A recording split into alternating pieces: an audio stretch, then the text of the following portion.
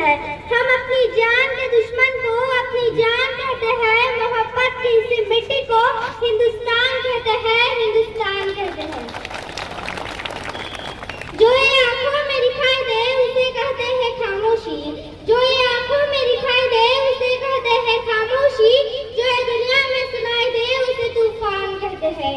जो ये दीवार का सुराग है साहब, जो ये दीवार का सुराग है, चाइना अमेरिका पाकिस्तान साजिशों का हिस्सा है, मगर हम इसे अपने घर का रोशनदान कहते हैं, अपने घर का रोशनदान कहते हैं। परम सम्मानीय गांववासियों, सभा में उपस्थित सभी गणमान्य व्यक्ति, मैं पूर्व विलास कांत देश प्रेम और राष्ट्र निर्माण के उपलक्ष्य पर अपने कुछ विचार आप सभी के साथ साझा करना चाहूंगी। आजादी, आजादी का असली मतलब वही समझ सकता है जिसने कभी गुलामी सही हो। हम सौभाग्यशाली हैं कि हमने स्वतंत्र भारत में जन्म लिया। यूं तो आजादी की लौ 1957 में जल चुकी थी, जो वर्षाल बनकर 1947 में हमारे देश को आजाद कराई। प्राचीन मध्यकालीन वर्तमान भारत के उदाहरणों से स्पष्ट करना चाहूंगी, जब हम फिरंगियों के फेरे में फंस गए तो रंग बसंत की चोला की एक आवाज से टोलों के टोले उमलाते थे और उनके वंदे मातरम के नारों से खून में आने वाला 5 डिग्री का तूफान अंग्रेजी शासन की जड़ों में तूफान ला देता था। लोग मर जाते थे, मिट जाते थे, फांसी चढ़ जाते थे, फिर भी वह अपनी देशभक्ति साबित कर रहे होते थे, क्योंकि यह उस दौर के देशभक्ति की कसौटी थी। उसके बाद 65 और 71 के युद्धों में अपना सुहाग गंवा देने वाली औरत जब घर के वाले हालाते हो जाया करते थे कि प्यार भी भरपूर गया, मांग का सिंदूर गया, प्यार भी भरपूर गया, मांग का सिंदूर गया, नन्हे नौनी हालों की लंगोटियां चली गई, छोटी छोटी बेटियों की चोटियां चली गई, बाप की कमाई गई, भाई की पढ़ाई गई, ऐसा एक विस्फोट हुआ, पता ही चला नहीं, पूरे जिस्म की कई बूटियां चली गई, पूरे जिस्म की कई बूटियां चली गई।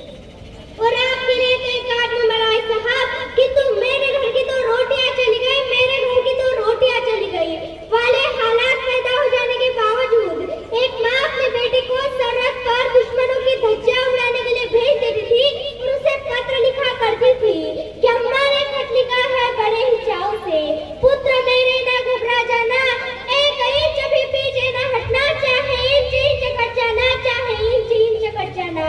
इस तरह अपना पूरा परिवार अपने देशभक्ति साबित कर रहा होता था। तब देश बलिदान मांगता था, तब देश मर जाने को कहता था, मिट जाने को कहता था, फांसी चढ़ जाने को कहता था। किंतु आज देश मर जाने को नहीं कहता, आज देश मर जाने को, मिट जाने को, फांसी चढ़ जाने को नहीं कहता। यदि मेरे विचारों से अगर कोई व्यक्ति अपना काम पूरी ईमानदारी, पूरी मेहनत और पूरी लगन से करे तो वही सबसे बड़ा देशभक्त है। मैं नहीं मानती फेसबुक व्हाट्सएप की डीपी को 3 रंग में रंगना पूरी देशभक्ति है, तो साल में 2 बार हाथ में तिरंगा ले लेना पूरी देशभक्ति है। तो मैं पूछना चाहूंगी, फुटपाथ पर रहने वाला बच्चा ट्रैफिक की छांव में नंगे पांव में जब तिरंगा बेच रहा होता है तो क्या आप उसे उसकी देशभक्ति कहेंगे? ये उसकी देशभक्ति नहीं, उसके पेट के भूख की शक्ति है जो उसे ऐसा करने पर मजबूर कर रही है, क्योंकि न मस्जिद को जानते हैं न शिवालों को जानते हैं, न मस्जिद को जानते हैं न शिवालों को जानते हैं। जो पेट के भूखे होते हैं ना, वो सिर्फ भोजन के वालों को जानते हैं, वो सिर्फ भोजन के वालों को जानते हैं।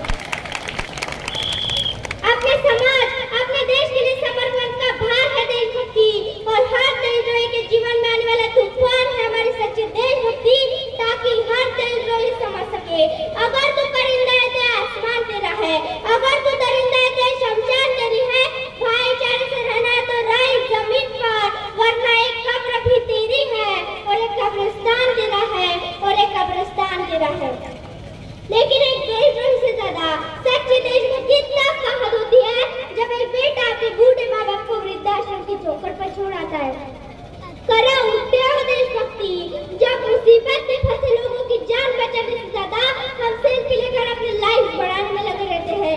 आज के इस दौर पर वही माँ जिनके ऊपर जिम्मेदारी थी अपने समाज, अपने राष्ट्र की आशाओं को बांधे रखने की, आज वही माँ 4x4 की छोटी सी स्क्रीन पर अपनी कोमल उंगलियों के घर्षण हाथों से अपनी भावना की मौज भेज रहा है। 4 बोतल कोक का काम मेरा रोज का भारत का भविष्य तबाह कर रखा है। हम ना एक ऐसे समाज में जीते हैं जहाँ लड़कों से बात करता देख जुबान हड़काते हैं, लड़कों से बात करता देख जुबान हड़काते हैं, वही अपनी गर्लफ्रेंड के किस्से भर में हंस कर सुनाते हैं। और मैं बता दूं, महिला सुरक्षा के मामले में हम आज भी चौथे नंबर पर आते हैं। हम ना एक ऐसे समाज में जीते हैं जहाँ पत्थर की मूर्त को लगते हैं 56 भूख, और भूखे पैसे तड़पते सो जाते हैं लोग, भूखे पैसे तड़पते सो जाते हैं। मजदूर को मजदूर समझे, मजबूर नहीं।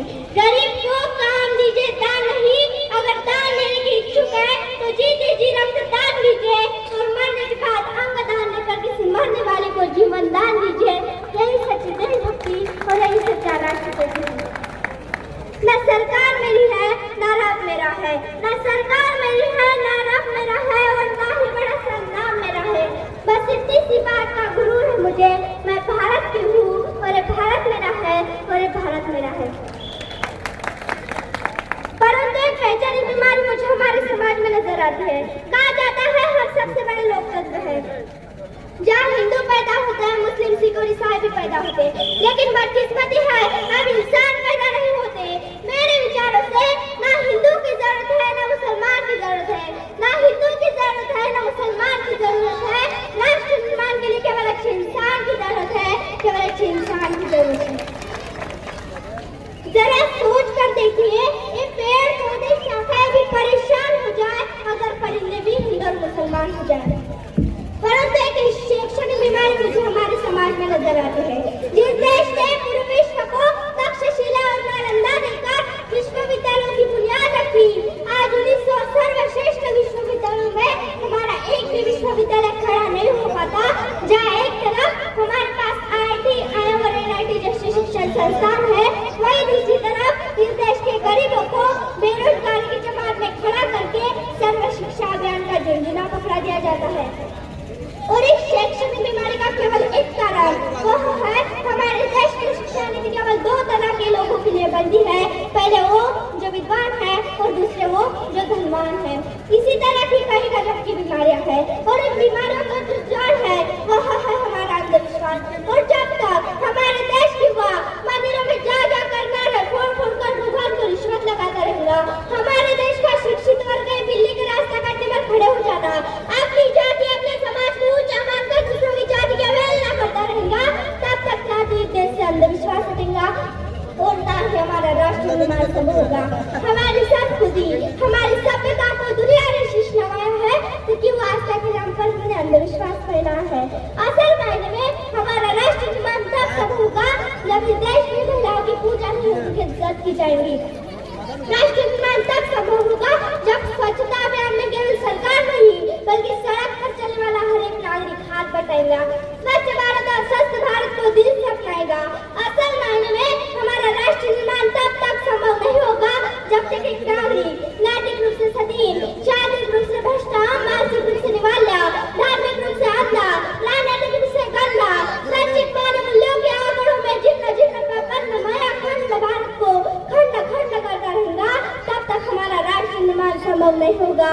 बड़ी बड़ी बातें नहीं, छोटी छोटी कोशिशें करनी होगी, क्योंकि ठोकर हमें पहाड़ों से नहीं पत्थरों से लगा कर थे।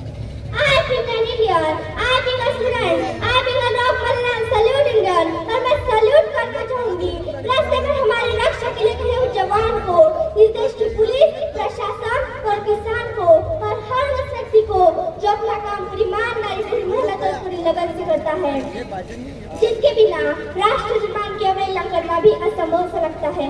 आज इस मंच पर मैं भारत की बेटी पूरी जिम्मेदारी के साथ कहती हूँ, जब तक आप हम सब मिलकर प्रयास करेंगे, क्योंकि हमारे देश की जिम्मेदारी है हमें आगे ले जाने की, हमारी जिम्मेदारी अपने देश को आगे ले जाने की, अपने राष्ट्र को आगे ले जाने की, अपने वतन को आगे ले जाने की।